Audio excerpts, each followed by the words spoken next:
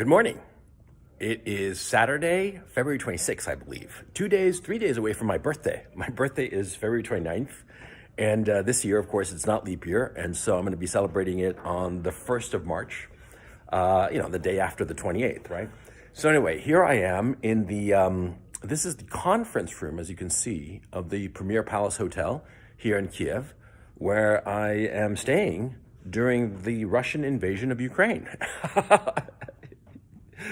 I've been talking to a lot of people, and a lot of people in Kharkov, a lot of people in Kiev, and in other regions as well. And frankly, I can't pronounce the name of the other regions. It's not that I can't say it; it's I can't pronounce it. Anyway, the point is that I realize I'm incredibly lucky because I'm in the lap of luxury while I'm hunkering down and waiting out the invasion. Now, the invasion so far, like last night, I slept like a baby. I slept, no, and not that I woke up every 2 hours crying. No, I slept really, really well, actually. Slept a good almost 7 hours, and that was good because I'd been running on a sleep deficit. Let me see. Sorry if I'm rambling. It's stressful, and my brain is just not operating.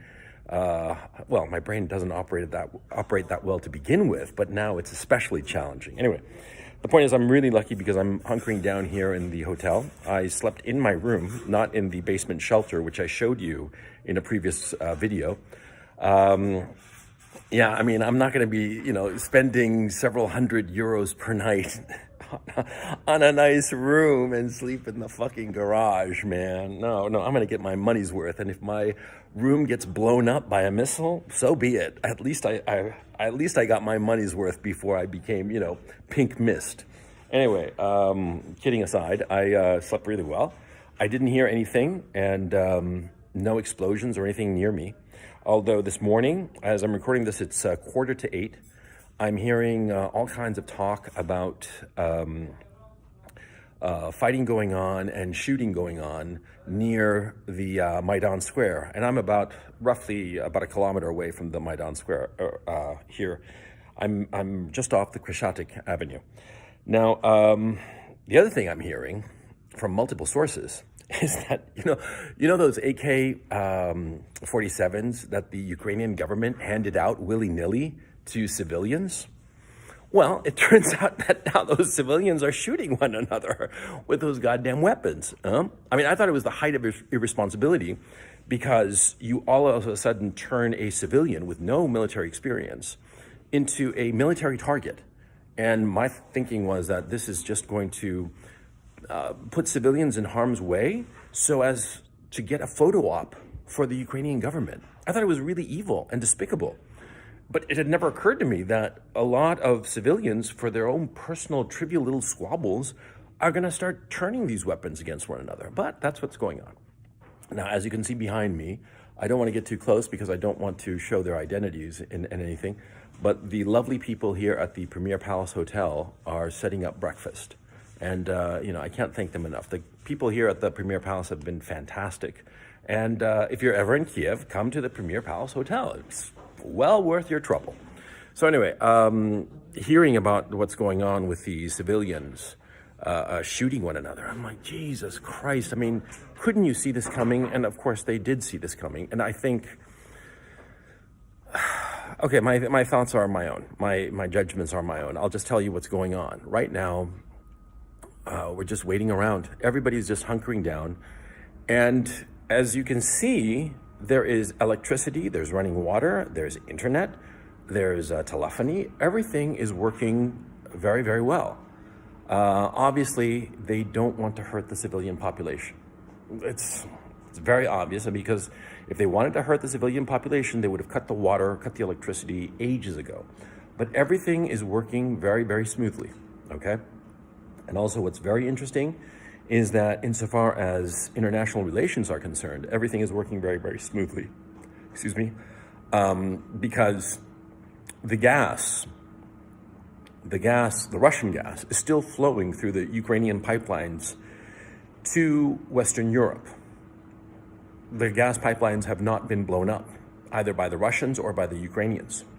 And the Europeans, with all this bullshit talk of sanctions, oh, we're going to sanction you. We're going to get you real good this time. They're still buying Russian gas because they have to. Okay, that's the thing. They have to. Yeah, so geopolitically, the Americans and the Europeans led the Ukrainians up the garden path, promising them assistance, promising them help, and it gave the Ukrainians a false sense of security and a false sense of their own importance and strength. And they kept on poking the Russians, and they fucked around and found out now, didn't they? Yeah. So anyway, that's what's going on geopolitically. I wanted to say something else, but it just slipped my mind. I'm just, the stress is quite a bit, no question about it. Really, I can't emphasize this enough. I just find myself, I can't believe my dumb luck that I came to Kiev, right before the day of the invasion. But on the other hand, I can't believe my dumb luck that I'm here in a 5-star luxury hotel, and this is where I'm hunkering down. And, I've got everything I need. Later on, I'm going to go to the pool and the sauna and the steam room. Yeah, because, that's what we do when we're in a war, we treat ourselves well. So anyway, everything is, we're just waiting, okay? This invasion, it's, at this time, on Saturday morning, like I said, the 26th of February, everything's looking like the Russians are going to win, okay? And they're going to take over the country, and it's just inevitable at this point. And certainly the West, the Americans, the Europeans, they have no intention of giving any kind of real help to the Ukrainians, and frankly, why should they? But I think it was nasty that they led the Ukrainians up this garden path of just, stringing them along and saying, yeah, go ahead, it'll be fine, just keep on walking, it'll be fine. And, they found out now, didn't they? Anyway, I'm going to go and get some breakfast, and I'll update you guys later on. And I'll talk to you about something specific. Some people have asked, how come you're so calm in this situation? Are you a psychopath? What's going on? And I'll tell you the truth, I'm scared shitless. Completely scared shitless. Literally. I'm not kidding, I've been crapping my brains out every morning. I crap everything out in the morning, and the rest of the day I feel great. And I go to sleep, and the next morning, everything just pours right out, man. I'm that's how scared I am. I'm scared shitless, literally. But I don't let my fear control me. The smartest thing right now is to sit tight right here, okay?